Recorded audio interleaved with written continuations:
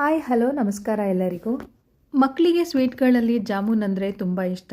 ಇವತ್ತು ಸ್ವಲ್ಪ ಡಿಫ್ರೆಂಟಾಗಿ ಡ್ರೈ ಜಾಮೂನ್ ಮಾಡ್ತಾ ಇದ್ದೀನಿ. ಇದನ್ನು ಮಾಡೋದಕ್ಕೆ ಮೊದಲು ಶುಗರ್ ಸಿರಪ್ ಮಾಡ್ಕೊಳ್ಳೋಣ. ಅದಕ್ಕಾಗಿ ಒಂದು ಕಡಾಯಿನ ಬಿಸಿಗಿಟ್ಟು ಅದಕ್ಕೆ 2 ಕಪ್ ಸಕ್ಕರೆ ಹಾಕೋತಾ ಇದ್ದೀನಿ.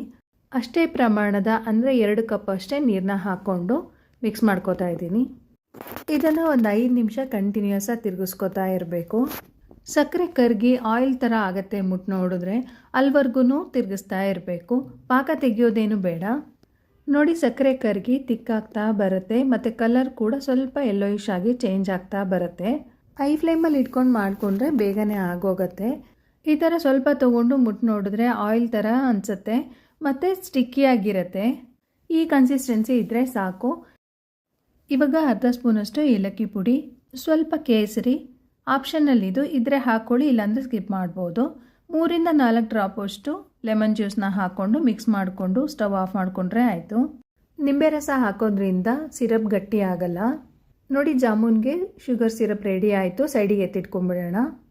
ಇವಾಗ ಒಂದು ಮಿಕ್ಸಿಂಗ್ ಬೌಲ್ಗೆ 1 ಕಪ್ಪಷ್ಟು ಜಾಮೂನ್ ಪೌಡರ್ನ ಹಾಕೋತಾ ಇದ್ದೀನಿ. ನಾನಿಲ್ಲಿ MTR ಜಾಮೂನ್ ಪೌಡರ್ ಯೂಸ್ ಮಾಡಿದ್ದೀನಿ. ಯಾವ ಬ್ರ್ಯಾಂಡ್ ಆದ್ರೂ ತೊಗೋಬೋದು. ಅದ್ರ ಜೊತೆಗೆ 1 ಟೇಬಲ್ ಸ್ಪೂನಷ್ಟು ಮೈದಾ, 1 ಟೇಬಲ್ ಸ್ಪೂನಷ್ಟು ತುಪ್ಪ ಹಾಕ್ಕೊಂಡು ಮಿಕ್ಸ್ ಮಾಡ್ಕೋತಾ ಇದ್ದೀನಿ. ಒಂದ್ಸರಿ ಚೆನ್ನಾಗಿ ಮಿಕ್ಸ್ ಮಾಡ್ಕೊಂಡ ನಂತರ ಸ್ವಲ್ಪ ನೀರು ಹಾಕ್ಕೊಂಡು ಮಿಕ್ಸ್ ಮಾಡ್ಕೋಬೇಕು. ಸ್ವಲ್ಪ ಗಟ್ಟಿಯಾಗೆ ಕಲಿಸ್ಕೊಳ್ಳಿ. ಟೋಟಲಾಗಿ 1/4 ಕಪ್ಪಷ್ಟು ನೀರು ಸಾಕಾಗತ್ತೆ. ಮೆಷರಿಂಗ್ ಕಪ್ ಇಲ್ಲ ಅಂದರೆ ಒಂದೇ ಬೌಲ್ ಅಥವಾ ಕಪ್ಪಲ್ಲಿ ಅಳತೆ ಮಾಡಿಕೊಂಡು ತಗೊಳ್ಳಿ. 1 ಕಪ್ ಜಾಮೂನ್ ಪೌಡರ್ಗೆ 14ರಿಂದ 15 ಜಾಮೂನ್ ರೆಡಿ ಆಗುತ್ತೆ. ನೋಡಿ, ಮಿಕ್ಸ್ ಮಾಡ್ಕೊಂಡಿದ್ದಾಗಿದೆ. ನಾದೋದು ಬೇಡ, ಸುಮ್ಮನೆ ಕಲಿಸ್ಕೊಂಡ್ರೆ ಸಾಕು. ಇದನ್ನು ಒಂದು 10ರಿಂದ 15 ನಿಮಿಷ ನೆನೆಯೋದಕ್ಕೆ ಬಿಡೋಣ. ಟೈಮ್ ಇಲ್ಲ ಅಂದಾಗ ಮೊದಲೇ ಜಾಮೂನ್ ಹಿಟ್ಟನ್ನ ಕಲಸಿಟ್ಟು ಆಮೇಲೆ ಸಿರಪ್ ಮಾಡಿಕೊಂಡ್ರೆ ಅಷ್ಟರಲ್ಲಿ ಹಿಟ್ಟು ನೆಂದಿರುತ್ತೆ. ಆಮೇಲೆ ಬೇಗನೆ ಮಾಡ್ಕೊಂಬಿಡ್ಬೋದು. ನೋಡಿ, 15 ನಿಮಿಷ ಆಗಿದೆ. ಹಿಟ್ಟು ಕೂಡ ಚೆನ್ನಾಗಿ ನೆಂದಿದೆ. ಸ್ವಲ್ಪ ಹಿಟ್ಟನ್ನ ತೊಗೊಂಡು ನಮಗೆ ಬೇಕಾಗಿರೋ ಸೈಜ್ಗೆ ಉಂಡೆಗಳು ಮಾಡ್ಕೊಳ್ಳೋಣ.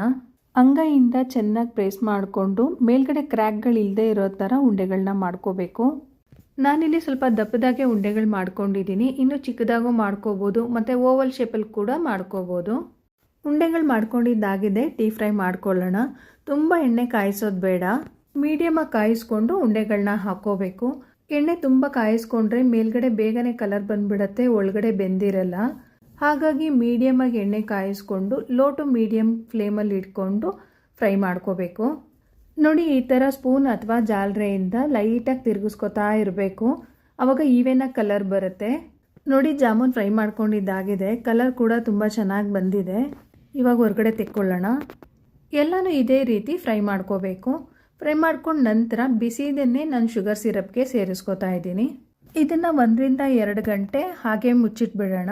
ಟೈಮ್ ಇದ್ದರೆ 2-3 ಅವರ್ಸೇ ಬಿಟ್ಬಿಡಿ, ಚೆನ್ನಾಗಿ ಅಬ್ಸರ್ವ್ ಆಗಿರುತ್ತೆ. ಅಟ್ಲೀಸ್ಟ್ 1 ಅವರ್ ಆದರೂ ಬಿಡಬೇಕಾಗುತ್ತೆ. ನೋಡಿ, 1.5 ಅವರ್ ಆಗಿದೆ. ಚೆನ್ನಾಗಿ ಅಬ್ಸರ್ವ್ ಆಗಿದೆ. ಇವಾಗ ಸಿರಪಿಂದ ಹೊರಗಡೆ ತೆಗೆದು ಒಂದು 10 ನಿಮಿಷ ಬಿಡಬೇಕಾಗುತ್ತೆ. 10 ನಿಮಿಷ ಆದ ನಂತರ ಈ ಥರ ಡೆಸಿಕೇಟೆಡ್ ಕೋಕೋನಟ್ಟಿಂದ ರೋಲ್ ಮಾಡಿಕೊಂಡ್ರೆ ಆಯಿತು. ನಾನಿಲ್ಲಿ ಡೆಸಿಕೇಟೆಡ್ ಕೋಕೋನಟ್ನ ಯೂಸ್ ಮಾಡ್ತಾ ಇದ್ದೀನಿ. ನೀವು ಫ್ರೆಶ್ ಆಗಿ ಮನೆಯಲ್ಲೂ ಕೂಡ ಮಾಡ್ಕೋಬೋದು. ಒಣ ಕೊಬ್ಬರಿಯಲ್ಲಿರೋ ಮೇಲ್ಗಡೆ ಕಪ್ಪು ಭಾಗ ಎಲ್ಲ ತೆಗೆದು ಸಣ್ಣದಾಗಿ ಈ ಥರ ಪೌಡರ್ ಮಾಡಿಕೊಂಡ್ರೆ ಫ್ರೆಶ್ ಆಗಿ ಚೆನ್ನಾಗಿರುತ್ತೆ. ಎಲ್ಲ ಉಂಡೆಗಳನ್ನೂ ಈ ಥರ ರೋಲ್ ಮಾಡಿಕೊಂಡ್ರೆ ಡ್ರೈ ಜಾಮೂನ್ ರೆಡಿ ಆಗುತ್ತೆ. 2ರಿಂದ 3 ದಿನ ಉಪಯೋಗಿಸ್ಕೋಬೋದು. ಸಣ್ಣ ಫಂಕ್ಷನ್ ಇರುವಾಗ ಅಥವಾ ಪಾರ್ಟಿ ಇರುವಾಗ ಮನೆಯಲ್ಲಿ ಈ ಥರ ಸ್ವೀಟ್ನ ರೆಡಿ ಮಾಡ್ಕೋಬೋದು. ಜ್ಯೂಸಿಯಾದ ಡ್ರೈ ಗುಲಾಬ್ ಜಾಮೂನ್ ರೆಡಿಯಾಗಿದೆ. ರೆಸಿಪಿ ಇಷ್ಟ ಆದರೆ ಲೈಕ್ ಮಾಡಿ, ಸಬ್ಸ್ಕ್ರೈಬ್ ಮಾಡಿಕೊಂಡು ಸಪೋರ್ಟ್ ಮಾಡಿ. Thank you.